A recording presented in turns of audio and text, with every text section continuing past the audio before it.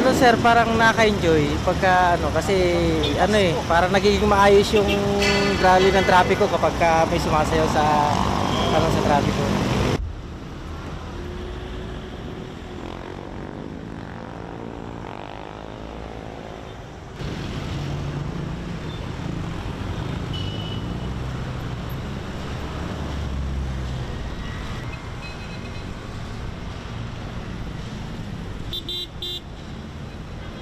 Ang ginagawa ko dyan na kumbaga sa nagda-dancing ako at nagpapakita ako sa mga tao. Taon-taon naman yan eh.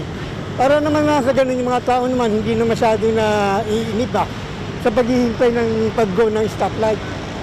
Habang nandun ako, at nagbibigay tayo ng konting kasiyahan sa kanila. Sa gate man lang at lang. Natutuwa naman sila sa akin dahil nakikita mo yung itsura nila dala ng yung pagganon.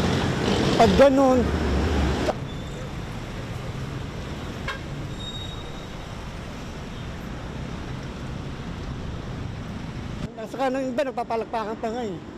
Pagka nakikita nila ako, lalo na yung iba naman sir, nagbubusina. Oo, yun yung parang tanggap nila yung ginagawa ko.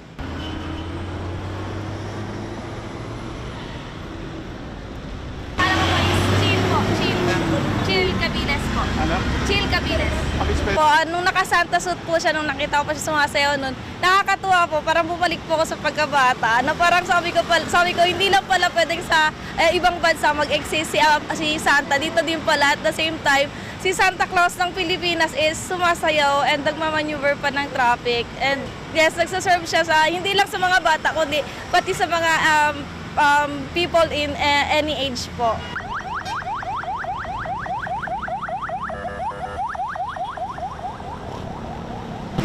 Binibigay niya po sa amin is entertainment and also like yung service niya po. So hindi lang po basta-basta gift para sa amin yon.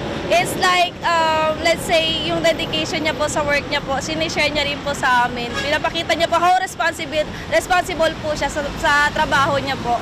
Yun po yung traffic enforcer na Santa Claus po namin dito.